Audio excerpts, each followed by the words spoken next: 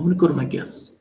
We are joined with, and I can hear him in the background, Warwick Powell. How you doing today, Warwick? You doing I'm all right? well, Jamal. I'm Thank you, well. man. And just so the audience would know, Warwick Powell is an adjunct professor at Queensland University, professor working on the intersection of China, digital technologies, supply chains, financial flows, and global political economy and governance. Thank you for joining me again, man. I really appreciate it. In fact, I really appreciated you joining me last time. I learned so much from that conversation. So I It was a appreciate lot you. of fun. I enjoyed So it too. excellent. Thank you for that. So I got a question for you. I was looking at some of the economic data, and I got to be honest, I didn't fully understand it. Now, some of this you put up yourself, which is why I was eager to bring you back on. This was one of the posts that you put up, and it was pointing to this one. I guess I do understand, but it would be good to get an explanation. The US stock market is driven by a group of huge global tech players whose revenues are 40% global. Economic indicators closer to home tell a more modest story. And just so I can expand this, it says the gap between stock prices and the real US economy has widened. It says outside of the top 10 stocks, S&P 500 forward profit estimates have been flat. Okay, put that in English for us, just so we would understand what we're looking at. Look, what we're looking at is really two worlds.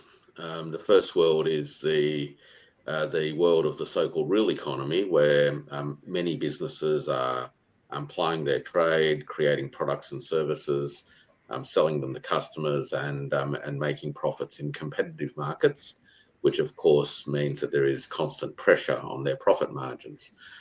On the other hand, we have the stock market, where fluctuations in stock prices is driven, in truth, not so much by fundamentals. Quite clearly, when you look at the rising gap between the performance of companies versus the share prices of a select group of companies.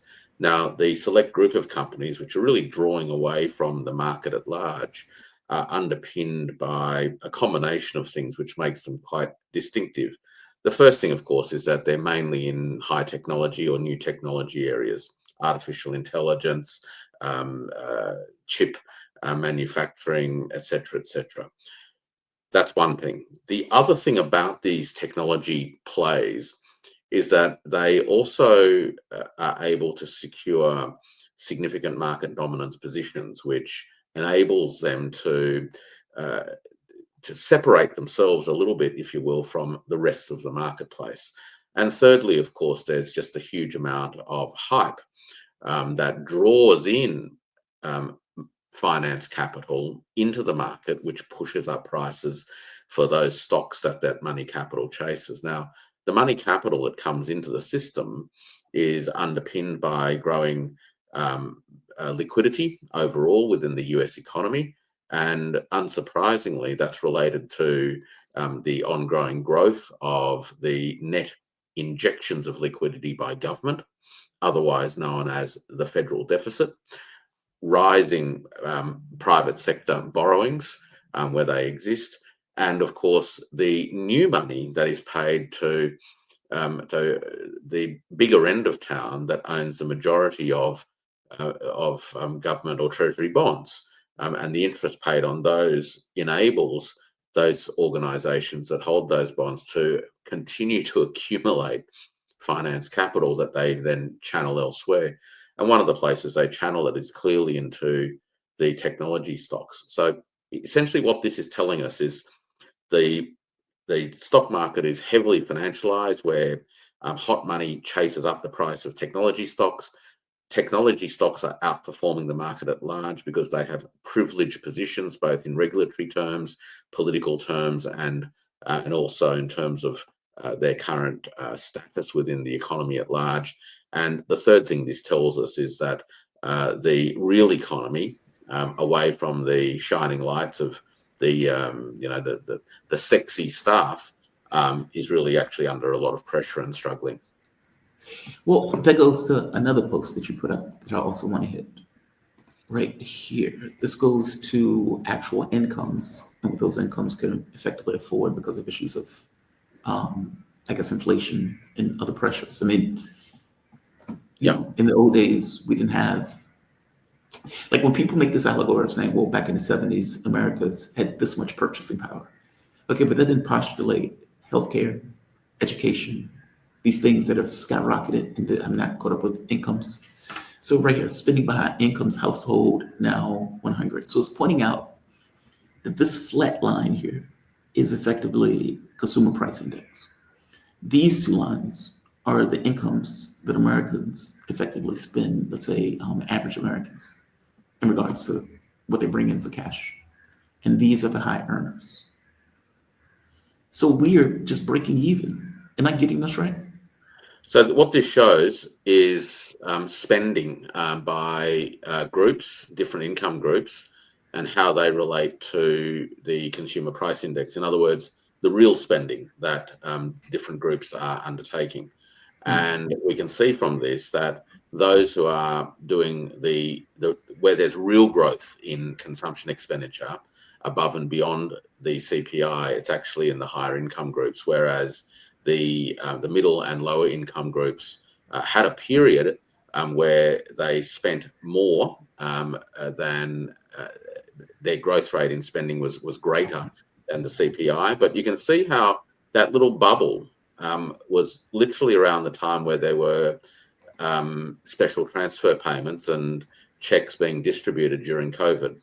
But at all other times, you'll see that the lower income groups' consumption expenditure growth was below CPI, and we're starting to see the bump that happened during the COVID years taper off. And we know that this is happening also because households have been chewing into significant savings that they also made during that COVID 2 to 3 year period, where household saving rates increased dramatically in the US, and they're basically now back to bare bones. Over 60% of American households report that they live paycheck to paycheck, and that's what this data starts to show again. So the US economy, in terms of consumption expenditure, has not experienced real growth in consumption from the lower and middle income groups. They've largely been keeping track with inflation at best.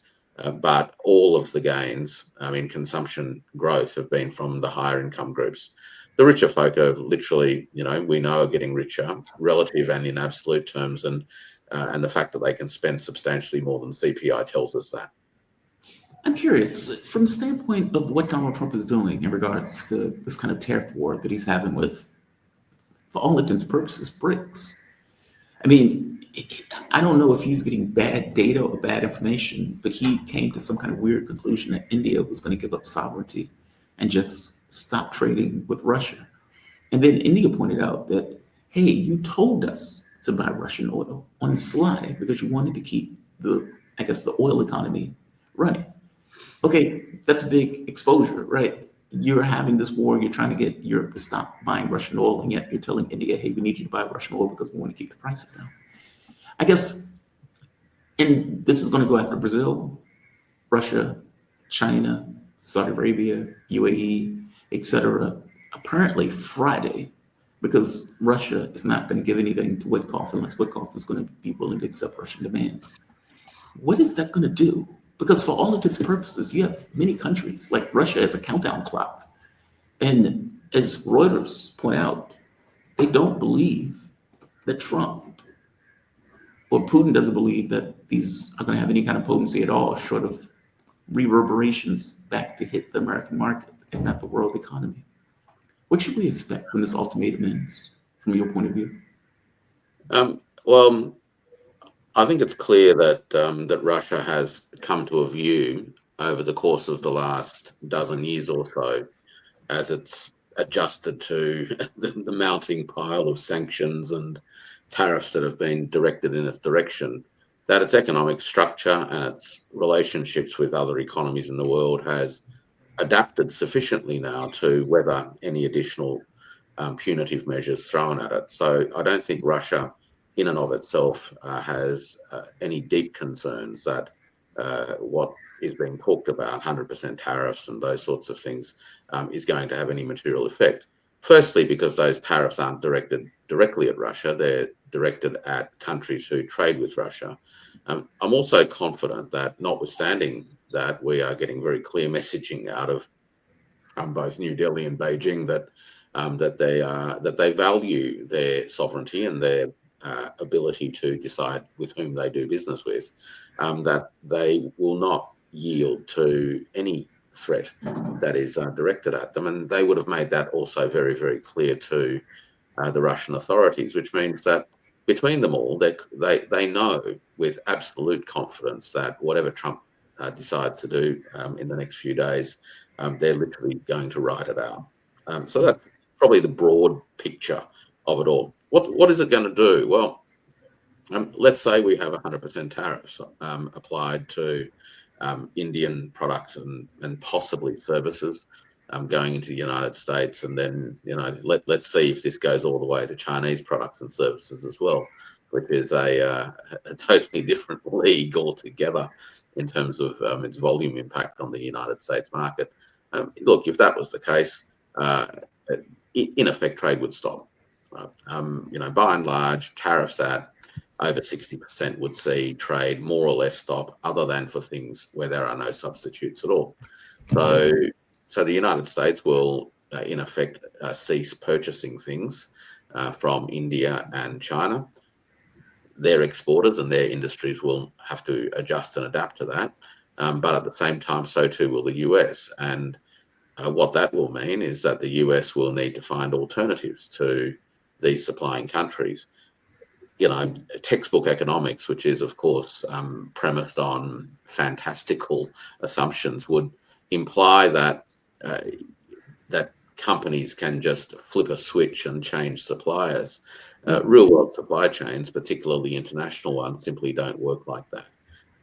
It will take months for adjustments to be made, for new suppliers to be identified, for contracts to be secured, for due diligence to be undertaken, for compliance checking to be completed, so that goods that are destined for the United States market can actually go through customs.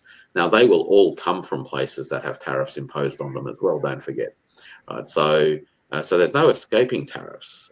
The United States policy strategy or regime or thought process, framework, whatever we call it, is in effect to apply tariffs on all trading nations that the United States deals with. So this is what's going to happen, and that will, of course, lead to supply chain shocks. Supply chain shocks invariably result in upward price pressure, inflation, as well as shortage of goods. So we'll then see a material impact as well, not just a price impact, but a material impact, because as inputs in particular come into a situation of relative shortage, the downstream companies are affected too, because they're waiting on the inputs to arrive so that they can produce the things that they produce. Let's not forget that about 40% of American imports from China is actually intermediate goods. So these are goods used in production processes in the United States. They're not end consumer goods. So not only will American households be affected, but American enterprises will be affected, which will then feed on to affecting American households. Recently, and thank you for that great explanation of that. Recently, there was a job report that came out. There was a correction, let's say, to the job report. Trump didn't like the correction, fired the head of that organization, or the person who effectively did the numbers. Now, the correction was, here's it right here. This is a graph of that correction where Donald Trump came on and says, well, I don't believe the numbers. And I think it's a Biden appointee. What he didn't like is effectively that the correction showed, I think it was like 800,000 jobs less than what was put out. So right here, U.S. economic data increasingly has the whiff of stagflation. Now, I have been saying that we are headed for stagflation for a while. My reasoning, and again, not an economist, so correct me if I'm wrong. Inflation is one. You have a depreciation of the dollar. 2, the tariffs, which Americans are going to have to pay at the stores. 3, so you're talking about a depreciation of the amount of income that Americans have on a daily basis as they operate. And then add to that, I don't believe that we're going to get out of this tariff war untouched. And early on, it seems like we were economically going down, and all of the forecasts was talking about a recession. So it says today the ISM services report showed little growth, but business reported that prices paid rose the fastest pace since October. So Americans are paying more, but businesses are not necessarily growing in a way where incomes or anything else would grow. Yeah. Am I getting this wrong? Yeah, look, all the ingredients are pointing to a pretty rough period coming up with rising unemployment, reduced real incomes as a result of rising prices, and which are stagflationary conditions. This is a real concern, I think, for middle and mainstream America, as well as working families in America, because, as I mentioned earlier, over 60% of American households already live paycheck to paycheck. And there are some other very important statistics about the perilous nature or the precarious nature of work and life in America at the moment. When over 20% of households are skipping meals already to pay rent or mortgages. 13% of households, or 12.9% of households, are estimated to experience food insecurity. Imagine that.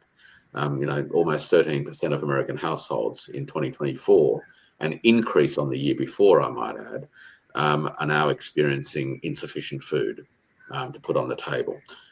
We know the debt situation in terms of personal debt, the growth in buy now, pay later schemes, credit card delinquency rates, where interest rates are in the low 20% range already.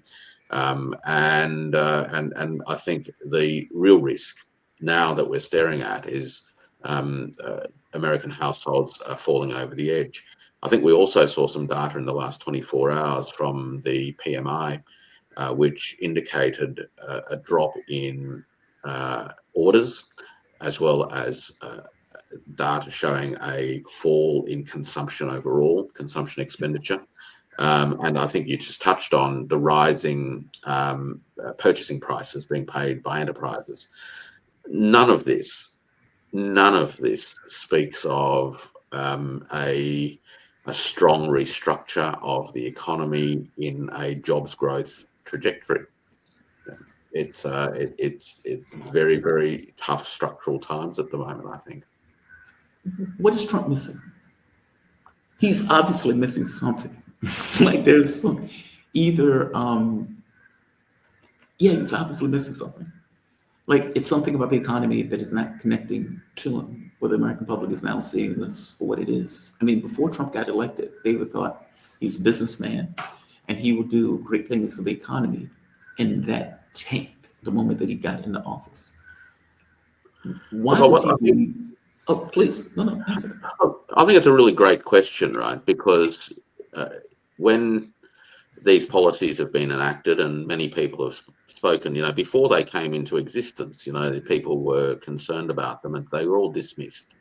And the people who've been concerned about these policies are actually quite diverse, from very mainstream neoclassical economists all the way through to heterodox economics commentators, all of whom have raised in their own different ways concerns about particularly the employment effects of these particular policies and the impacts on real living standards through inflation.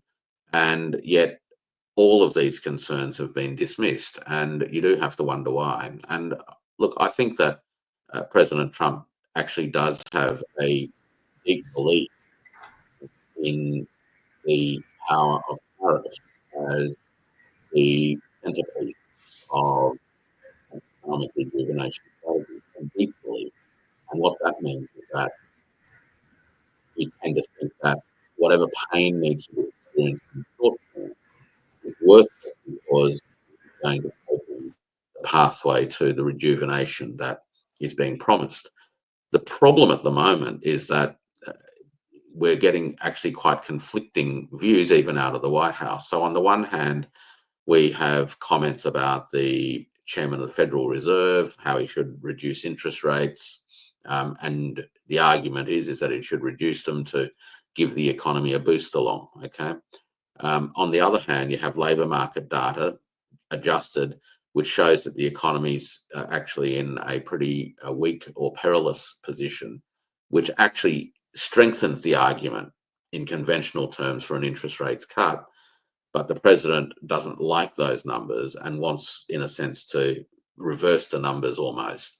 Now, with those higher employment numbers, the Fed has less reasons within the Fed's own reasoning to drop interest rates. So you can't actually have it both ways. You can't have a demand for the Fed to drop interest rates and at the same time bemoan the fact that the labour market is no good, right? So we're getting very conflicting messages out of the White House.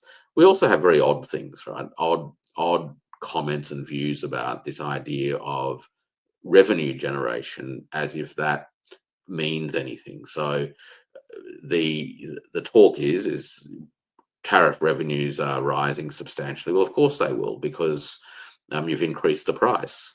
This is what happens. But we need to actually understand what that means. If you think of government as a household or as a business, increased revenue is seen to be a good thing.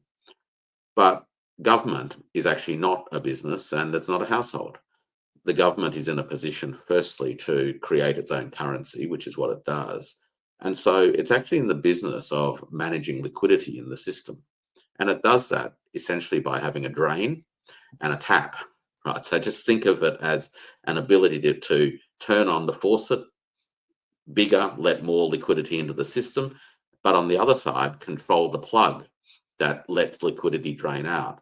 And the aim is to make sure that the liquidity doesn't overflow, right? The economic system. So the economic system can absorb so much liquidity because it can produce so much, it can employ so many resources, it's got so much productivity, etc., etc. And too much liquidity basically does drive inflation, assuming that you've hit full employment. But other than that, what you're trying to do is control liquidity in, which you need to turn the wheels, and control liquidity out to make sure that the system doesn't overflow. And taxes is actually the way in which the government pulls the plug and lets liquidity drain out of the system. So once taxes are paid to the general account of the government, of Treasury, that liquidity disappears out of the system. It's gone.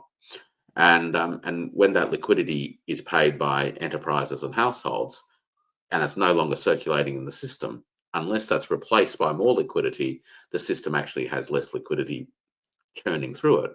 And when you've got less liquidity churning through it, you've actually got less aggregate profit potential as well, either for enterprises or for household income growth. And that's what's going on at the moment. I think we're starting to see the effects of liquidity drainage.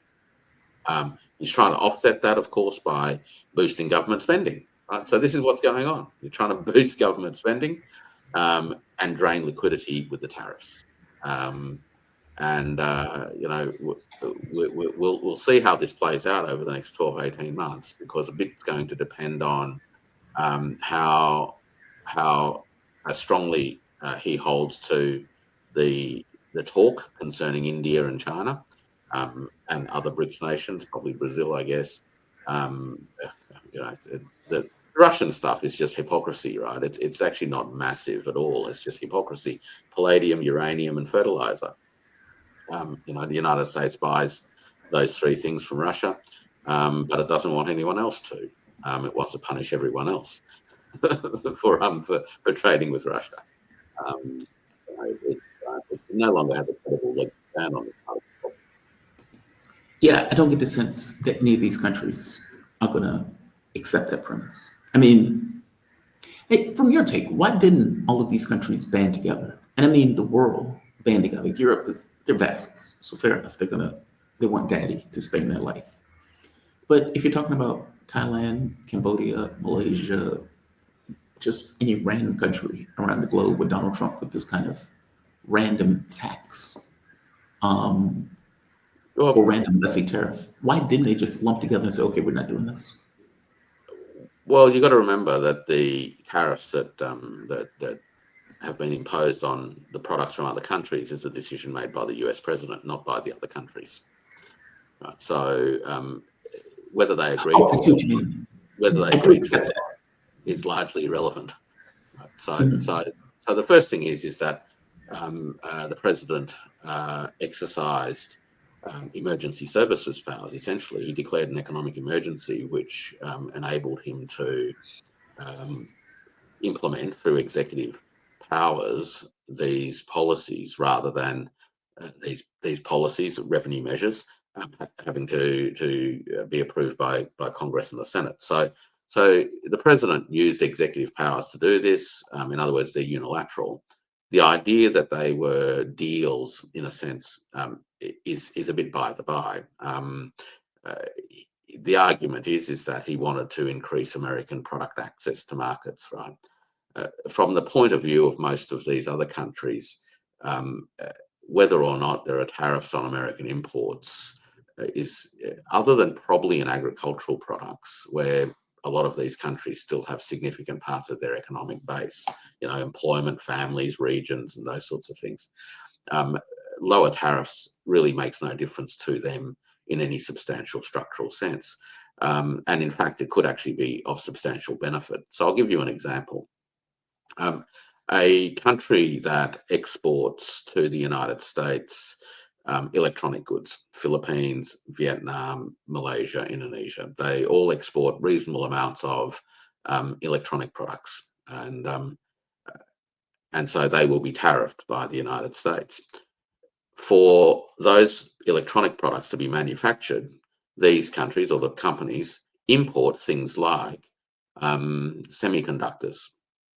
They import them from places like the United States. And we know that because the trade data shows that companies in these countries buy semiconductors from the United States. So they buy semiconductors, they assemble electronic goods, and then they ship finished electronic goods to the United States. Drop tariffs on the semiconductors, so they come in actually cheaper. So we reduce the operating costs for businesses. They export these goods to the United States. The United States puts a tariff on them.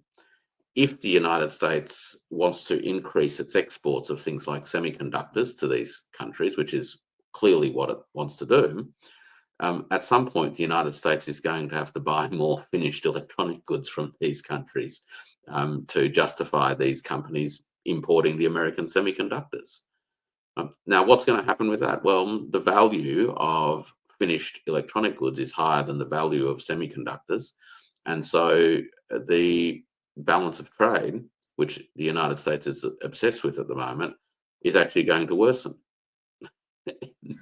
Wait, I'm confused. Confused. All right. You're going to make expensive electronic goods for me. You're going to make computers, right? Right. Philippines. I'm the Philippines. You're the Philippines. I'm the United States. You're going to make computers for me. To make the computers for me, you need to buy from me semiconductors. Okay. So you're going to buy more semiconductors from me so long as you can sell more computers. Otherwise, why would you buy them? Right. So you'll need to sell them. Right? Yeah, so you'll buy semiconductors from me at $1. You'll sell computers to me at $5. You'll sell more computers to me at $5, so that you can buy more semiconductors from me for $1. But now the U.S. has effectively said, I'm putting let's say, 30% tariff. And then we'll put a tariff on that, so we're going to add 30% on the $5. I mean, this is the sort of, you've got to think of economic systems as circular flows, right? Of money going in one direction, and then things going in the other. And of course, as they get assembled, they flow back the other way. So, and once you can sort of visualize these systems of flow and transformations, you start to think that this obsession with financial balances, in a sense, misses the bigger story. And the bigger story really is whether or not you are building capacity in your economic system to be able to, create more things. And the money balances, in many regards, is the sort of consequence of things rather than the driver of things. So it's a very counterproductive move, because the hope is that if I made it expensive enough, instead of you shipping finished computers to me, you'll come over to where I am and build a new factory. That's the idea, is that at some point you go, look, because my consumers aren't buying as many because the tariffs are high, you'll then set up a factory behind the tariff wall and then sell to the consumers again. Now, making those sorts of decisions take quite a lot of deliberation, especially in an environment of considerable uncertainty. And the president has created an environment of incredible uncertainty. Who is going to make capital investment decisions about building new factories, establishing new production lines, investing in training and recruiting and training new workers, creating new supply chain systems, etc., when it's entirely possible that by November next year, after the midterms, the political environment will change in the United States, and by January 2029, there'll be another president anyway. So a lot of firms, I suspect, are just going to ride this out. So we're not going to see a bump in significant investment to build new factories and things like that in the United States. Literally, enterprises will try and ride this out. Yeah, that's why this didn't make sense to me. Because when I understood, let's say, the underlying logic of what Trump was claiming he was trying to do. It just didn't make sense in practice.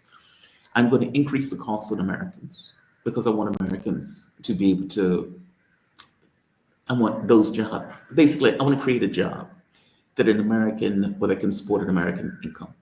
So let's say t-shirts. Okay, well, I can't have a t-shirt factory in America because China can make t-shirts for, let's say, 20 cents or 5 cents. So they can pay their workers $5 and they can make that work in regards to business. Well, we can't do that in America. We need at least $15 an hour. So if I increase the cost on t-shirts, where the company can now support paying an American $15 an hour, then now I can build a t-shirt factory in America. Yeah, it sucks for the American that has to now pay $20 or $30 for that t-shirt. But hey, we built the job in America building t-shirts. Now, some people would say, okay, that's insane. I was paying $5 for the t-shirt, but then I have to pay $30 for that t-shirt. Is that really a better outcome? Like, does it seem like that's what he was trying to do? And I'm using t-shirts just as an allegory, but you can use any business. Look, but here's the thing with modern manufacturing.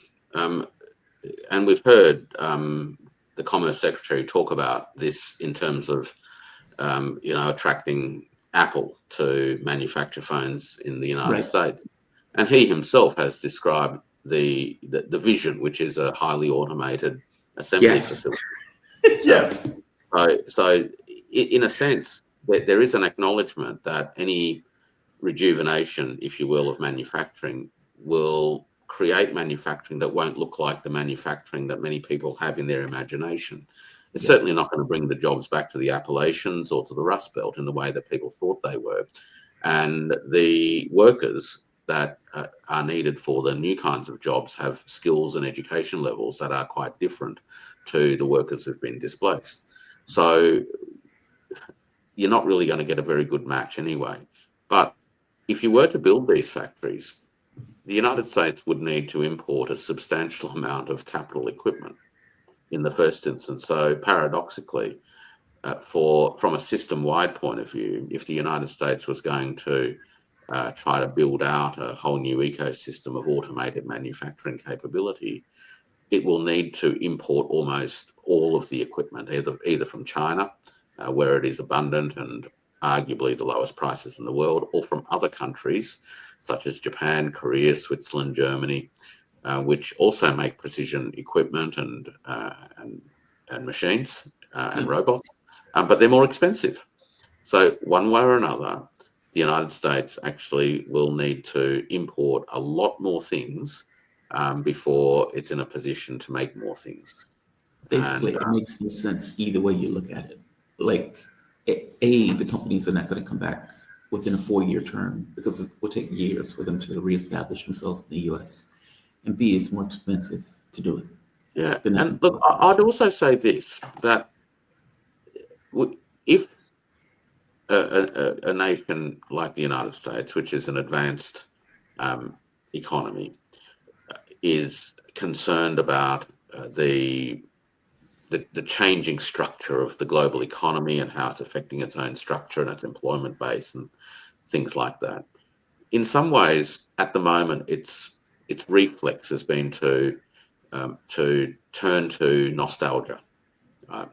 And nostalgia plays well politically, but it will at some point need to think a lot harder about what the jobs of the future looks like.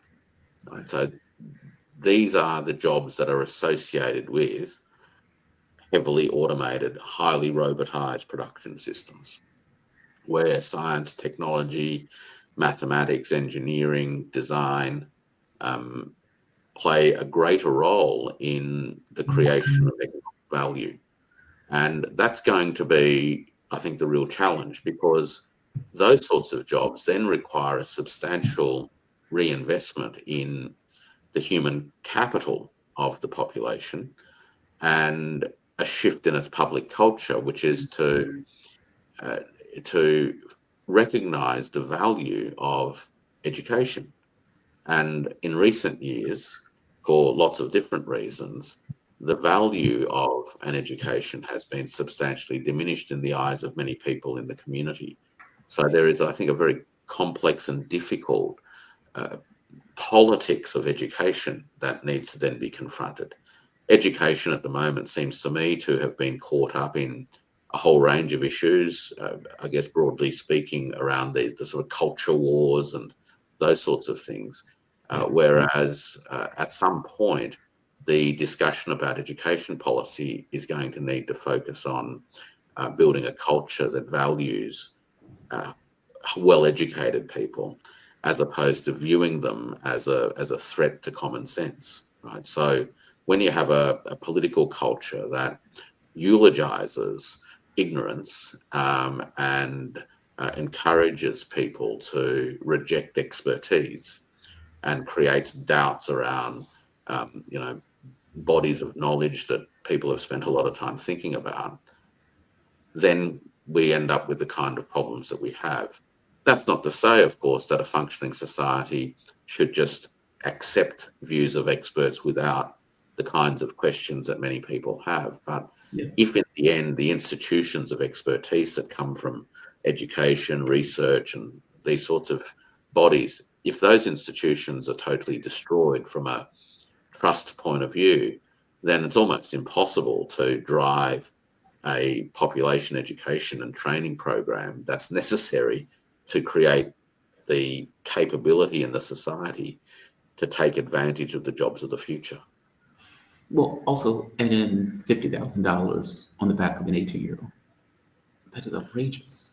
Well, it doesn't Like, work, right? So yeah, this is the thing, right? So when somebody comes into the workforce, and we see all this data now, so for over the last 20 years, the immiseration of individuals and households through a plethora of debt products, basically, um, essentially has somebody on the back foot for the first 20 years of their life, where you're paying your college debts, you've got credit card debts, you've got car debts, you aren't making enough to even pay rent, you're never going to get a deposit, and everything's getting further and further out of reach. Now, that first chart that you showed today tells that story, because what that shows is that the spending capacity, in effect, of the majority of American households has barely kept pace with inflation. They aren't getting ahead. They can't get ahead. And one of the big areas of inflation that's actually not included in the CPI numbers is the cost of housing. Right. right. So housing asset prices are rising, or have been rising, which makes housing very unaffordable. And housing costs are rising faster than real wages growth. So you're never catching up. I am super curious on your take on something. Have you ever read the book called In Times by, I think it's Peter Turchin, his person's name? He In goes, times. Um, yes. yeah. I haven't read the book, but I have read a little bit around the book, and I've actually done quite a bit of work in this sort of end of times eschatology sort of space, and it's an interesting part of the American political culture, actually, this idea of end times. What do you mean? That and I don't mean in a religious sense. I mean in a Well, it actually appears in both senses, right? So the idea of apocalypse, of course, does have deeply non-secular uh, meanings, yes, but this idea also, I think, permeates the more secular dimensions of American political culture as well, and it particularly manifests itself in this sense of a destiny and civilization. That's not necessarily deeply religious per se, but nonetheless pictures America in particular as the vanguard of all that is right and good in a last-ditch battle against all that is evil. Whether it's the communists of China or whatever, or what have you. And I think we start to see both the religious and the secular dimensions of apocalyptic culture, if you will, mhm. become um, quite an active ingredient in the current in our current period of time. I guess I look at this and I don't see a way out. Like the book kind of makes the point that when you have too many elites in a society, there's a wealth pump where they are effectively extracting resources from the masses to them. So the wealth and the elites get richer, where everyone else gets poorer, where you effectively create a population that is alienated and immiserated Yeah, from the political structure, where they get to the point of starting to hate that political structure and they get very angry at it. And you get other elites that want to move in to being in that class. They can't move into that class and is able to harness the, let's say, the anger and the immiseration of the masses in order to destroy the political scene. Basically, you're talking about a cataclysm in yeah, regards to political affairs. yeah, And they go back over like 1,000 years of history, pointing to government after government after government, where they fell into the exact same trap and ended up in the exact same place. And in the conversation that we're having, all of these signs just show up one after the next.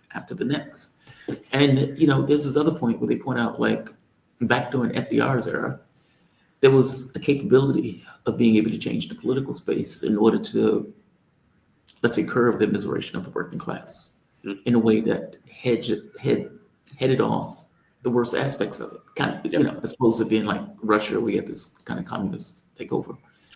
It wasn't that way in America. You had communists, you had socialists, all of these people pushing on the president, and they made changes. That's not here now. No, and look, this over the course of the long history, of course, there have been large groups of people who've been immiserated, and smaller groups of people have expropriated value and wealth from them, whether they were landlords or whether they were Yes. capital owning classes. And of course, inside capital owning classes, you've got different types as well. And I think today we have an environment where finance capital and technology capital are particularly dominant, especially in the United States. And I guess one of the really interesting things from where I sit is, as you mentioned, in times past, political pressure was built up in a system that ultimately responded by taking the rough edges off Yes. of capitalism. And and then in the post-war period, Second World War period, we had about 20 years, and I think we've discussed this before, of that growth of 1950 to 1970, say, Yes. where the inequality in the society narrowed quite substantially, and we experienced this idea of this new middle class. Now, since the mid 70s or thereabouts to now, the patterns of income and wealth distribution in many ways have reverted back to the way that they were before.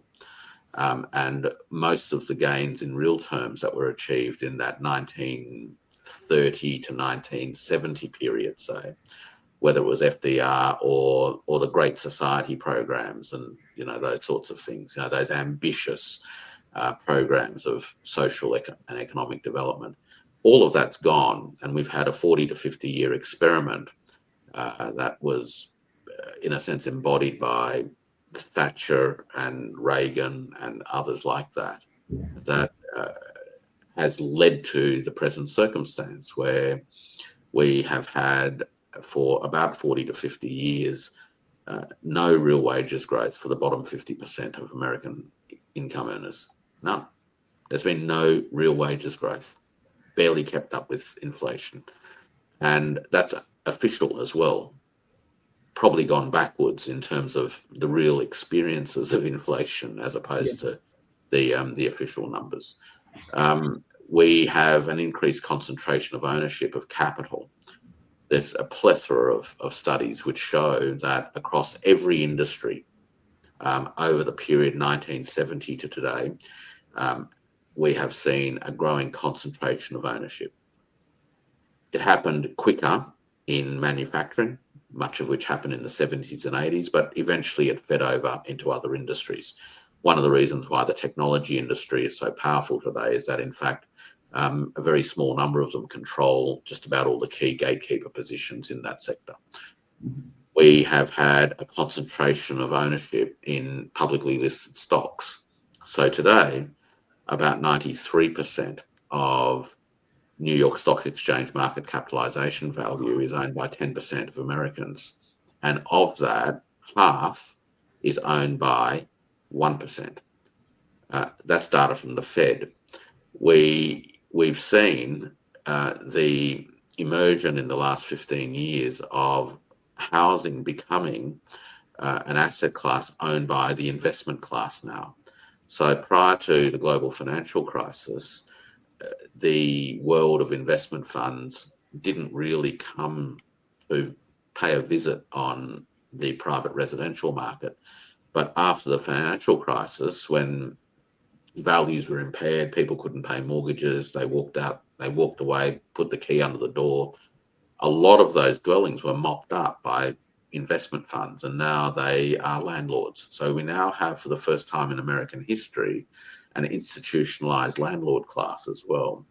So factories, the ownership of factories in a smaller number of hands, the ownership of stocks in a smaller number of hands, the ownership of housing in a smaller number of hands.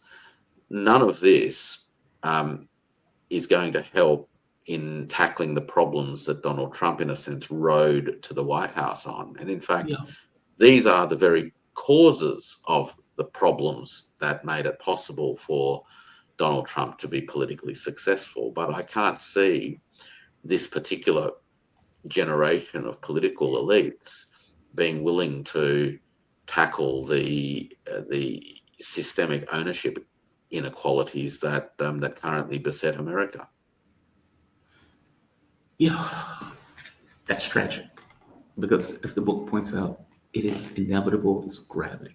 At a certain point. Then the next question I have, and I don't know the answer to this, is the demographic and spatial distribution of the alienation. Okay, so will it become more widespread? Will it become concentrated in particular groups that are spatially concentrated? Because all of this matters, because if it's spread thin across the whole country, then it's hard for the political energies to form. But if it's concentrated geographically and demographically, then it has the real potential to congeal and then create a holding pattern, a political force that can actually hold together. President Trump's campaign through his MAGA movement has achieved that, but I don't sense that it is necessarily stabilized, in that MAGA itself is a coalition of a number of different cohorts that are actually not entirely aligned on everything. And in fact, there are conflicts, very clear conflicts between different cohorts within the MAGA demographic base. And they're becoming clearer. So it was temporarily pulled together as a political force, and it is still incredibly forceful, but I'm not convinced now, and for some of the reasons that you touched on, actually, that the turn on Russia, the failure around bringing the Ukraine conflict to an end, that's a very different position to the one that many folk in the MAGA movement voted for.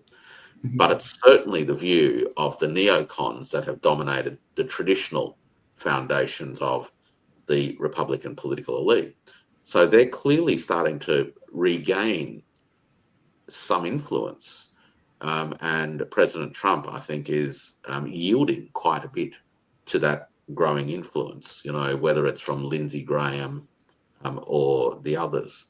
And so holding those political energies together are quite challenging. So if the things we've been talking about continue unfolding the way that I think we both suspect that they will the conditions enable new forces to, in a sense, bring the politics of anger and anxiety and disappointment and all those things together into a new movement, especially one that is needed if the Trump regime ultimately leads to further disappointment? That is the question. That is the question. Warwick Powell, man, fantastic breakdown. I was looking at the comments in the audience, like Warwick is the man. They love you and they love your breakdowns. Thank you for this.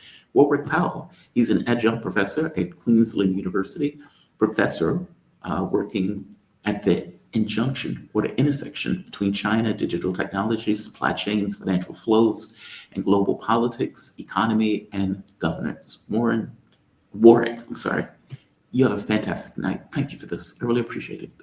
Absolute pleasure, Jamal. Bye-bye.